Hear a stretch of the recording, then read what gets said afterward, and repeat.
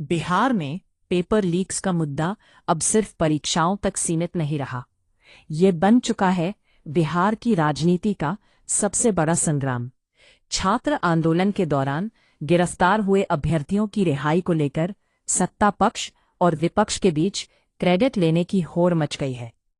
एक तरफ नेता प्रतिपक्ष तेजस्वी यादव और आरजेडी का कहना है कि आंदोलन में पकड़े गए हर एक प्रदर्शनकारी को बिना शर्त रिहा किया जाए, तो दूसरी तरफ एनडीए सरकार और बीजेपी का साफ रुख है, राहत सिर्फ निर्दोष और सच्चे छात्रों को मिलेगी, उपद्रवियों को बख्शा नहीं जाएगा। आरजेडी तेजस्वी यादव ने सरकार पर सीधे हमला बोलते हुए कहा कि प्रशासन ने निर्दोष युवाओं पर फर्जी केस ठोके हैं, जिन्हें तुरंत रद्द किया जाना चाहिए। मैडम, ये जो अभी इलेक्शन जो ये छात्रों का जो चल रहा था, प्रोटेस्ट चल रहा था, उसमें तेजस्वी यादव जी आपने जो आवाज उठाए थे, आप लोग का मांग पूरा हुआ या नहीं? नहीं, देखिए, जिस तरीके से बच्चे पेपर लीक के मुद्दे को लेकर के सड़कों पर प्रदर्शन कर रहे थे और दिल्ली से लेकर के पटना तक जिस तरीके से सरकार और पुलिस के द्वारा उन पे बर्बरतापूर्ण उनके साथ व्यवहार किया गया, लाठीचार्ज की गई, सर फोड़े गए, हाथ टूटे, पैर टूटे और उसके बाद उन पे अटेम्प्ट टू मर्डर जैसी धाराएं लगा करके उन बच्चों को डिटेन करके जेल भी भेजा गया। तो ये सारा प्रकरण हमने देखा और देखिए, दिल्ली से जो आवाज उठी वो बिहार में आते आते तो पुलिस ने एक अलग ही रूप दिखाया। AK-47 तक उन बच्चों के बीच में इन लोगों ने छोड़ा। तो निश्चित रूप से ये व्यवहार कहीं से भी स्वीकार्य नहीं है और तेजस्वी यादव जी ने इस सरकार को चेतावनी दी कि जिन बच्चों को डिटेन किया गया है और जिन बच्चों को प्रोटेस्ट के दौरान अपराधियों की तरह व्यवहार किया गया, उनको जेलों में बंद किया गया है, उन्हें सरकार जो है अविलंब छोड़े, वरना हम तो उनके लिए प्रदर्शन भी करेंगे और लगातार हम बच्चों के मांग के साथ खड़े भी थे क्योंकि एक जायज मांग थी उनकी। तो निश्चित रूप से तेजस्वी यादव जी के आह्वान के बाद ये सरकार जो है दबाव में आई और उन बच्चों के ऊपर से सारे केस हटाने और बच्चों को छोड़ने का आदेश भी जारी किया और धीरे-धीरे उन बच्चों को छोड़ा भी जा रहा है। तो हम ये मानते हैं कि तेजस्वी जी के आह्वान के बाद जो है सरकार जो है वो बैकफुट पे आई है। सुप्रीम कोर्ट का कहना है कि जो उसमें आपराधिक तत्व हैं उनको नहीं छोड़ना है, बाकी एजेंट लोग छोड़ सकते हैं। नहीं, आपराधिक तत्व तो भाजपा से ज़्यादा मुझे नहीं लगता कि कहीं और होंगे। अगर सुधार करनी है तो पहले अपने घर में सुधार उनको करना चाहिए। वो बच्चे पढ़ने वाले बच्चे हैं, वो अपराधी नहीं है, आतंकवादी नहीं है, जिस तरीके की बात भारतीय जनता पार्टी करती है। तो मुझे लगता है कि अ, अपने घर से स्वीकार करे भारतीय जनता पार्टी और सफाई करे तो एक अच्छा वातावरण जो है देश में हम लोगों को मिल सकता है। सुप्रीम कोर्ट का आदेश है मैडम। हाँ, तो सुप्रीम कोर्ट का आदेश सुप्रीम कोर्ट कोई बाहर की है क्या? सीजीआई का ही तो बयान था ये। लड़कों को लेकर के कॉकरोच कहा था उन्होंने। अपनी बातों की जायज मांग को डिमांड करने पे सुप्रीम कोर्ट की चीफ जस्टिस ने जब बच्चों को कॉकरोच कह दिया और इतना ही नहीं, लाठीचार्ज के बाद जो वीडियो जारी हुए उसको ना देखने का भी कहा और ये कहा कि हमारे पास फुर्सत नहीं कि हम वीडियो देखें। तो सुप्रीम कोर्ट थोड़ी है कि सरकार से पहुंच से बाहर है। आज के डेट में कोई भी संस्था जो है ना वो स्वतंत्र नहीं रह गई है, चाहे इलेक्शन कमीशन ऑफ इंडिया हो, चाहे जुडिशरी हो, चाहे कोर्ट हो, हर जगह भारतीय जनता पार्टी का जो है ना एक वर्चस्व चल रहा है या उनके इशारे पे ही काम करता है। तो मुझे लगता है कि बावजूद इसकी जो संघर्ष और जो संग्राम पूरे देश में चल रहा है, वो एक जायज और एक सरकार को सबक सिखाने के लिए चल रहा है। जितने भी प्रेसिडेंट लोग शामिल थे सबको आप छुड़ाने का काम करेंगे? बिल्कुल एकदम जांच होनी चाहिए कि जो बच्चे थे, जो पढ़ रहे हैं, जो विद्यार्थी हैं, वो क्यों और किन कारणों से उनको डिटेन किया गया, उन पे एफआईआर दर्ज की गई, जो धाराएं लगाई गई हैं, तो सभी बच्चों को बिल्कुल छोड़ना चाहिए। लेकिन बीजेपी नेता गिरधारी यादव ने विपक्ष के दावों की हवा निकालते हुए कहा कि सरकार किसी भी पढ़ने वाले छात्र का नुकसान नहीं होने देगी, पर हिंसा करने वालों की जगह जेल में ही होगी। सर, अभी जो मोदी जी ने अनाउंस किया कि ठीक है, समझौता के तहत कि हम सभी बच्चों को जो एजेंट है उसको उस पर किसी तरह कार्रवाई नहीं की जाएगी, लेकिन जो आपराधिक तत्व हैं उन पर कार्रवाई की बात हुई है, क्योंकि सुप्रीम कोर्ट ने ये आदेश दिया है कि उन लोगों पर कार्रवाई होनी है। तो इसके लेकर सर वो जो अभी तेजस्वी यादव जी बोले हैं कि छात्रों को छोड़ दीजिए, उसके बाद अपनी बीजेपी की क्या रणनीति? देखिए, हमारा रणनीति एकदम विजन साफ है रे भाई। देश के बच्चे जितने जेएनजी हैं सब हमारे देश के बैकबोन हैं और बैकबोन को कोई भी डिमोरलाइज नहीं कर सकता। जब तक भारतीय जनता पार्टी एनडीए की सरकार रहेगी, आदरणीय नरेंद्र मोदी जी का सरकार है, तब तक हमारे जेएनजी को कोई तबाह नहीं कर सकता। लेकिन इसके साथ साथ मैं आपको स्पष्ट कर दूं कि इस जेएनजी के बीच घुस करके जो उत्पाती थे, अनुमादी थे, ऐसे उन्माद फैलाने वाले दंगाई बलवाई को हमारी सरकार अवश्य चिन्हित कर ली है। हमारी बिहार की पुलिस, हमारी स्टेट की पुलिस, हमारे देश की पुलिस, और चिन्हित करके वैसे लोगों को सजा देने से भी बाज नहीं आएगी हमारी सरकार। क्योंकि दुर्दांतों को कभी बख्शा नहीं जा सकता।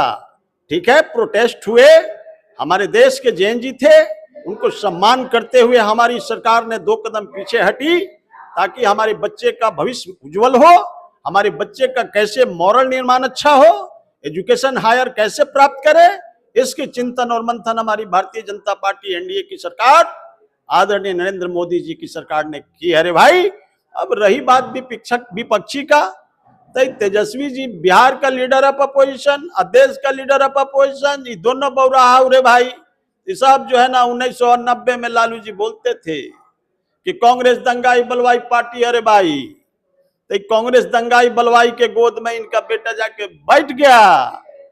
तो इसीलिए हम कहते हैं कि संगत से गुण होत है, संगत से गुण जात। तो संगत का असर है। तेजस्वी क्या कहेंगे? इनको तो बिहार की सम्मानित जनता 25 में मटिया मेट करके लीडर ऑफ अपोजिशन बनाया।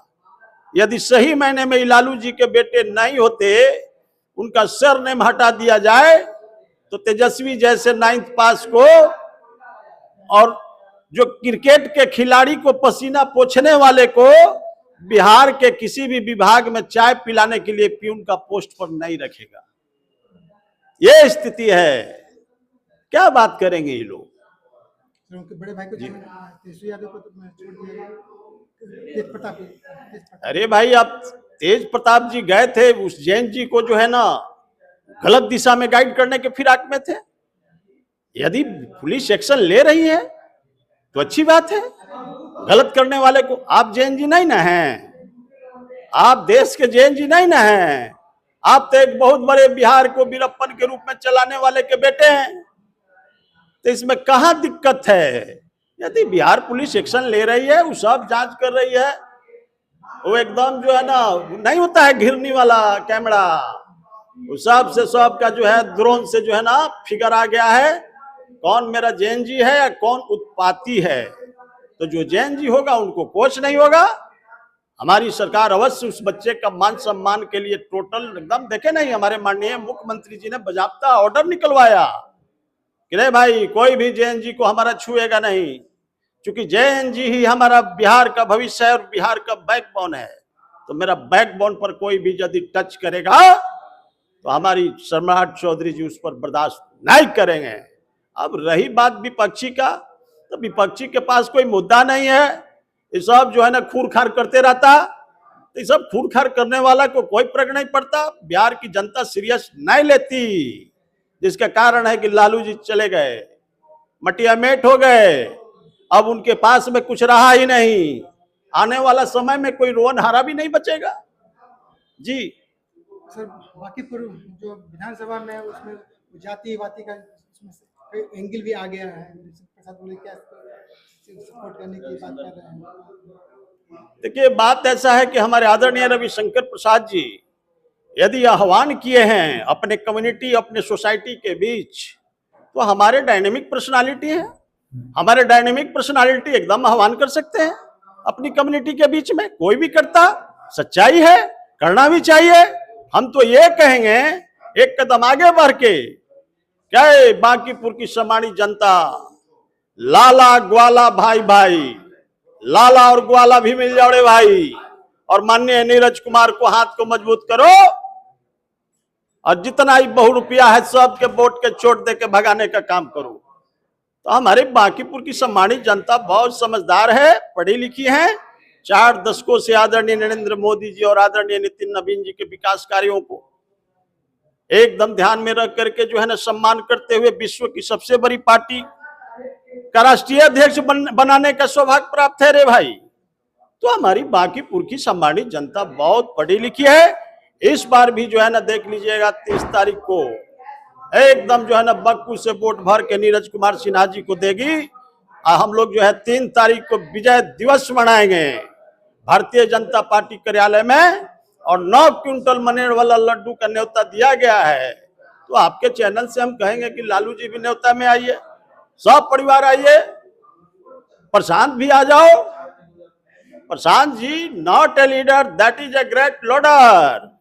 वो ऐसा लोडर हो रे भाई कि वो यूपी में टैक्स देता, कलकत्ता में टैक्स देता, कर्नाटका में टैक्स देता, अब बिहार में इलेक्शन लड़ने आ जाता।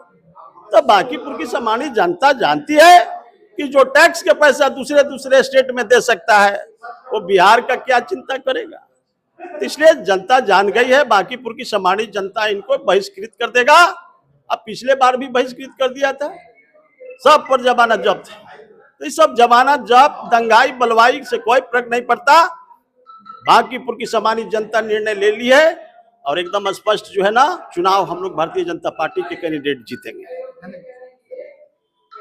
यानी एक तरफ आरजेडी हर पीड़ित की आवाज बनकर अपने छात्र जनाधार को विस्तार देना चाहती है, तो दूसरी तरफ बीजेपी सख्त शासन और निर्दोषों के बचाव का संतुलन बनाकर मध्य वर्ग और युवाओं का भरोसा जीतना चाहती है। लेकिन इस सियासी जोड़ तोड़ के बीच सवाल यही है कि क्या बिहार का युवक इस जनाधार के खेल को समझ रहा है?